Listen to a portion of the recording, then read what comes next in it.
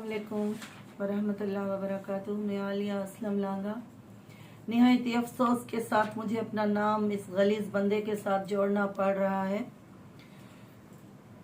अभी अभी हमें इतने कॉल्स मौसूल हुई हैं जो इंतहाई एक घटिया औरत है जो हमें गालियां दे रही है मेरी फैमिली मेंबर्स के नंबर पे कॉल कर रही है और इंतहाई घटिया घटिया बातें और घटिया घटिया अल्फाज हम लोगों को कह रही हैं। मैं पूछना चाहती हूँ वजीर आला सिंध साहब से, आईजी साहब से, डीआईजी हैदराबाद से, एसएसपी हैदराबाद से, डीएसपी हैदराबाद से, एसएचओ हैदराबाद से कि असलम के क्या रिसोर्सेज हैं। उसका बाप तो एक मोची था जो सिर्फ वो क्या जूते पॉलिश करता था। असलम 10 जमायतें पास है, इंटर फर्स्ट ईयर उसके बेटे ने दिया है, एक डीएसपी है और तो कुछ भी नहीं। मैं इदारों को अपील कर करके थक गई हूँ, तो मुझे ना तो कोई रिप्लाई मिल रहा है ना कोई बात की जा रही है। हमें कॉल्स पे कॉल आ रही हैं, हमें डराया जा रहा है, धमकाया जा रहा है कि आप ये कुछ करोगी तो असलम ये करेगा, आप मारो, आप किसी को कॉल करोगी तो असलम आपको मरवा देगा, असलम फुल फ्राई करवा देगा। मैं असलम की किसी भी धमकी से डरने वाली नहीं हूँ। मैं चट्टान की तरह असलम के सामने खड़ी हुई हूँ। अगर मुझे कुछ भी हुआ या मेरे बच्चों को कुछ हुआ, ये गंदी औरत की गंदी गंदी बातें मेरी बेटियों पे मढ़वा रहा है। मेरे पास ऐसे ऐसे सबूत है असलम की बेटियों के कि वो खुद अपने मुंह से आपको सबको सुनाएगा अपने बेटियों के कारनामे, मगर फिलहाल मैं ये नहीं चलाना चाह रही हूं। अगर मुझे अभी किसी भी ऐसी औरत की कॉल आई या किसी भी औरत ने मेरे नंबर पे कॉल करके मुझे कोई धमकी दी तो उसका जिम्मेदार असलम लांगा होगा, क्योंकि वो मेरी बच्चियों के नाम भी ले रही है और बहुत घटिया घटिया अल्फाज इस्तेमाल कर रही है। ये मैं हुकूमत सिंध से, वजीर आला मुराद शाह साहब से, अदी फरियाल टालपुर से, आईजी साहब से और हर उस इदारे से कहना चाह रही हूं कि ये निहायत ही खलीज बंदा है। ये अपनी बेटियों तक को नहीं बख्शता। इसकी बेटियों के जो कारनामे अगर मैं सामने लाई तो उसका जिम्मेदार भी असलम लांगा होगा। अगर मेरी बेटियों के नाम देके औरतों से कॉल्स करवा के और मुझे धमकियां दे रहा है कि हट जाओ पीछे वरना तुम्हारी बेटियों को तुम्हें बदनाम करवा दूंगा। ये इदारे कहाँ है? मैं पूछ रही हूँ, क्या हम पाकिस्तानी शहरी नहीं है? हम टैक्स नहीं देते? ये धमकियां दिलवा रहा है कि ये औरतें तुम्हारे फ्लैट पे आ जाएंगी। वो कहती है कि हम तुम्हारे फ्लैट पे आ जाएंगे। आ जाए भाई, आके मुझसे बात करें, मैं बैठी हूं। एक खसीस 1.5 लाख कमाने वाला पूरा पाकिस्तान पे कब्जा करके बैठा है। आखिर ऐसा असलम लांगा में है क्या? मैं पूछना चाहती हूं। मैं असलम लांगा से नहीं डरने वाली, चाहे कुछ भी कर ले, सर एड़ी का जोर लगा ले। मैं असलम ने मुझसे शादी की है। असलम का फ्लैट मैं नहीं हथियाना चाह रही, असलम खुद हथियाना चाह, मुझसे फ्लैट हथियाना चाह रहा है। मुझे असलम का फ्लैट नहीं चाहिए किसी भी तौर पे, किसी भी काम पे मुझे असलम से कुछ भी नहीं चाहिए।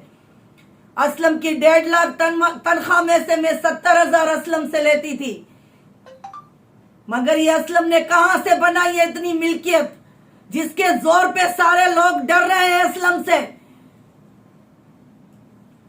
ना मेरी एक बात सुनी जा रही है, ना मुझे कोई प्रोटोकॉल दिया जा रहा है, ना मुझे कोई तहफुज दिया जा रहा है। ऊपर से जैसे मैं कोई बात अपलोड कर रही हूं अपनी, मेरी प्रेस कॉन्फ्रेंस नहीं चलने दी गई, मैं कोई भी बात कर रही हूं उसी वक्त मुझे वो फोन करके उसी गंदी औरत के उसी गंदी जबान से मुझे गालियां दिलवा रहा है और वो कह रही है मैं तुम्हारे फ्लैट के गेट पे आ रही हूं। अगर इसने अभी मेरी बेटियों के नाम दिए तो मैं इसी औरत को, इसी की औरत को, इसके नंबर, इसकी बेटियों के नंबर, इसकी बेटियों की सारी वीडियोस उसको भेजूंगी। फिर चाहे कुछ भी हो, उसकी जिम्मेदार भी हुकूमत होगी। ये हुकूमत पाकिस्तान क्या कर रही है? सिर्फ वोट लेने के लिए है क्या? हम लोग वोट देते हैं, अपने वोट का हक देते हैं, हमें भी अपना हक चाहिए। ये नहीं कि ठप्पा लगा लिया और तीर को वोट दे दिया या किसी और को वोट दे दिया। हमने हमेशा पीपल्स पार्टी को वोट दिए हैं। मुझे इंसाफ चाहिए इस गलीज बंदे से कि गलीज बंदा इतना घटिया हो सकता है। अभी अगर मुझे किसी की भी कॉल आई, किसी का भी फोन आया किसी भी रॉन्ग नंबर से, या मेरे किसी रिश्तेदार को कोई फोन आया, तो उसका जिम्मेदार असलम लांगा होगा और ये पूरी जो पुलिस टीम है उसका होगा। अभी मैंने 15 पे भी कॉल की थी। 15 ने बोला कि अपने किसी बंदे को भेजो। मेरा 18 साल का बेटा है, मैं उसको क्यों भेजूं? मैं अभी 12 बजे थाने पे जाती। ये पुलिस हमारे लिए बैठी हुई है, ये पुलिस हमारी खिदमत के लिए बैठी हुई है। मुझे तहफ़्फ़ुज़ चाहिए पूरी तरह का, फोन कॉल्स का भी तहफ़्फ़ुज़ चाहिए। मेरे बच्चे बाहर निकलते हैं, मुझे वो भी तहफ़्फ़ुज़ चाहिए। मैं भी एक पाकिस्तानी शहरी हूं, पाकिस्तानी औरत हूं। इसने एक मोरो में फापू नामे औरत का से निकाह किया था, उसका भी इसने निकाहनामा जब्त कर लिया था। अभी इसके रिश्तेदारों ने मुझे सुबह ही बताया है कि ये ऐसा करता है, निकाह करता है, फिर जब औरत इसको छोड़ता है, इसके झगड़े होते हैं तो ये निकाहनामा छुपा लेता है। इसके ये धंधे हैं। ये मुझे फुल फ्राई हाफ फ्राई करेगा, वो दिन खा गया फुल फ्राई हाफ फ्राई करने के। मैं अपील कर रही हूं, फिर भी मैं अपील कर रही हूं, अगर मुझे कुछ भी हुआ या मेरे बच्चों की इज्जत पे कोई बात आई तो उसका जिम्मेदार असलम लांगा होगा। वो मुझे फोन करवा रहा है कि तुमने मुझसे पैसे लिए हैं, मैं तुम्हें पैसे देती हूं। मैं इधर 7 साल से रह रही हूं इन फ्लैट्स में। अगर मुझे अभी कुछ भी हुआ मुराद अली शाह साहब, मैं आपको कह रही हूं, आप मेरी अपील कह रही हूं, अगर मुझे कुछ भी हुआ, सारा मोहल्ला मुझे जानता है असलम लांगा की बीवी के नाम से।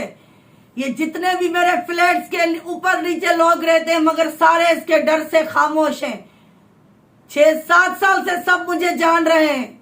अगर ऐसी कोई बात हो तो वो मुझे इधर रहने ही नहीं देते।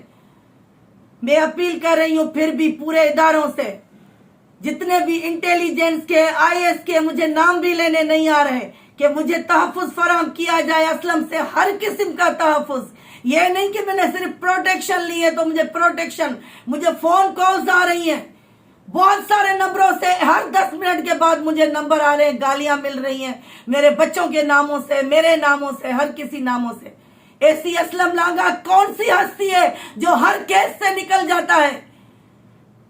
मैं हाथ जोड़ के आप लोगों से विनती कर रही हूं, मैं हाथ जोड़ के, कि मुझे असलम लांगा से इंसाफ दिलाया जाए। ऐसा कौन सा असर है जो असलम लांगा से डर रहा है? बस ये फैसला अल्लाह की अदालत में है, ये फैसला अल्लाह की अदालत में है। अल्लाह की अदालत में डाला है मैंने। मुझे बस इतना ही कहना है आप सबसे। मुझे उम्मीद है कि आप मुझे तहफ़्फ़ुज़ देंगे, फोन कॉल्स का, मेरी जिंदगी का, मेरे आने जाने बाहर निकलने का। अल्लाह हाफिज। बस मुझे इतना ही कहना है।